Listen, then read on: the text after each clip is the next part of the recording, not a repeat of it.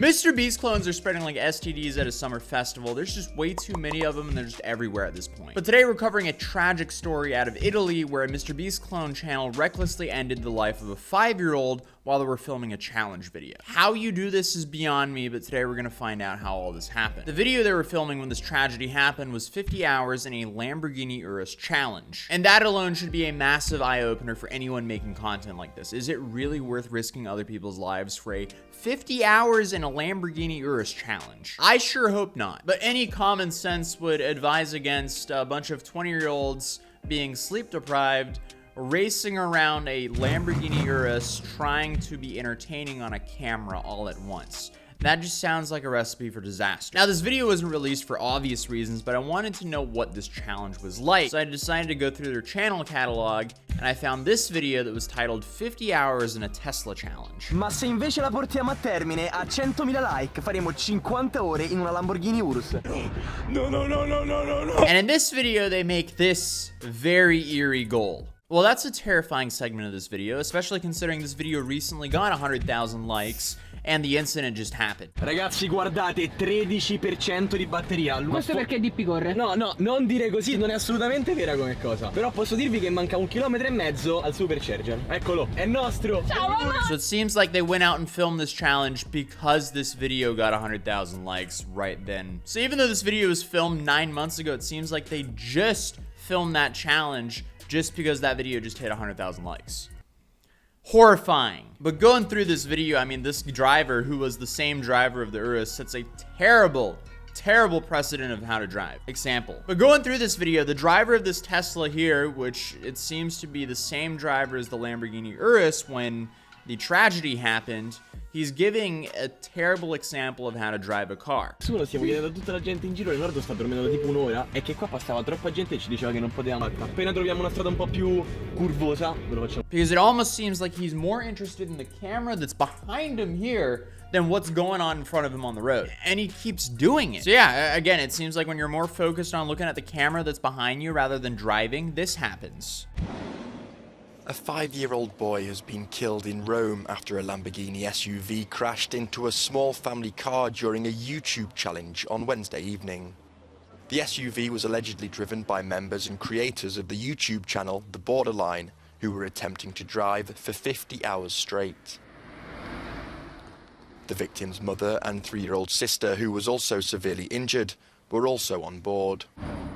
The TheBoarderline YouTube channel has more than 600,000 subscribers, and its videos have received millions of views. Oh, but it gets my blood boiling. This is such a, oh, they're so stupid. This is just so unbelievably tragic, and it's all because of a bunch of YouTube morons wanted to show off in a supercar, which is almost 6,000 pounds when you have 4 adults in the car, and it can go 0 to 60 in 3 seconds. Pair that with a bunch of inexperienced drivers and you have a disaster waiting. Because a massive problem of these SUVs that can move from 0 to 60 super quick and have, like, you know, 500 horsepower plus engines is people don't account for the weight. Because it's one thing to get up to that speed, but then you have to stop. And it's safe to say it's a whole lot easier to stop a Lamborghini Huracan, which is roughly half the weight, than the Urus at double the weight. So for anyone driving fast, please think of the weight of the vehicle and also the configuration of the vehicle. Is it a front wheel drive? Is it a rear wheel drive? Is it an all wheel drive car?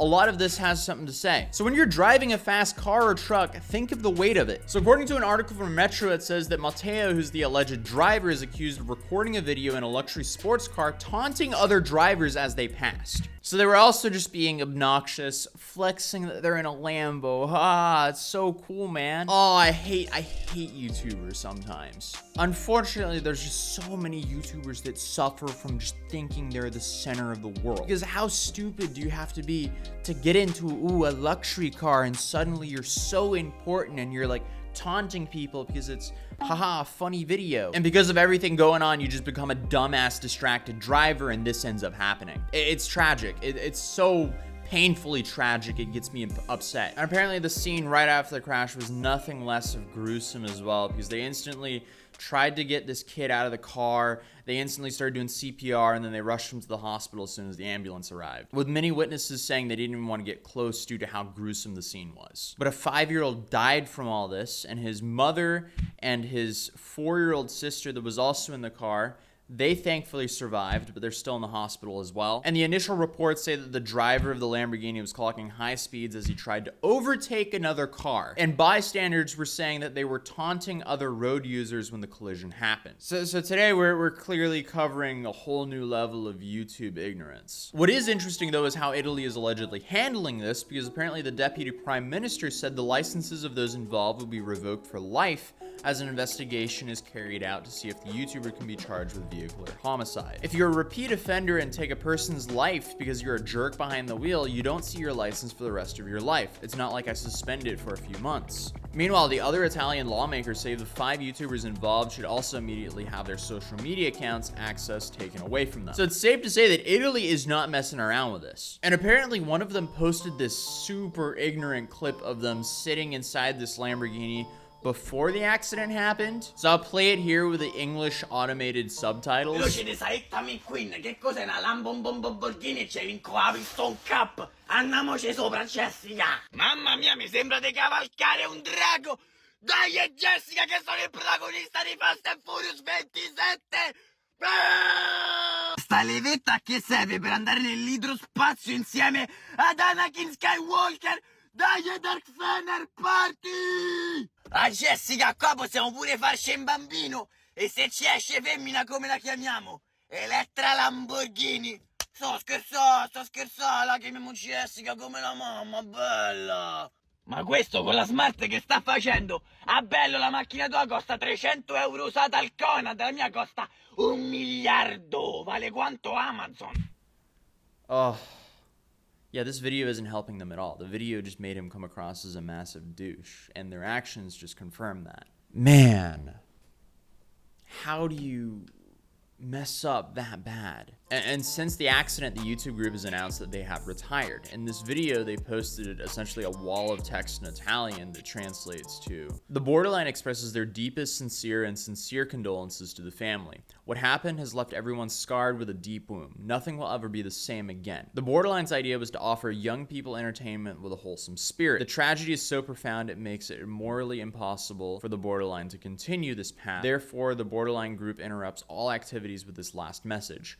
Our thoughts are only for Manuel." I feel incredibly sad.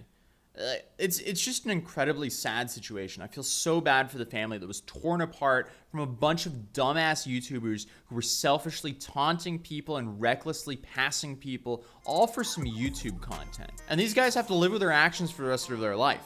Again, the prefrontal cortex couldn't come sooner on some people. Come on, evolution, hurry that one up a bit, will you? That would save a lot of people a lot of pain and suffering. But if you want to see another odd story, this TikTok dad faked his death to teach his family a lesson because traumatizing his kids was apparently worth it to him. But hey, you can check out that video here, and I'll see you guys in the next video. Peace.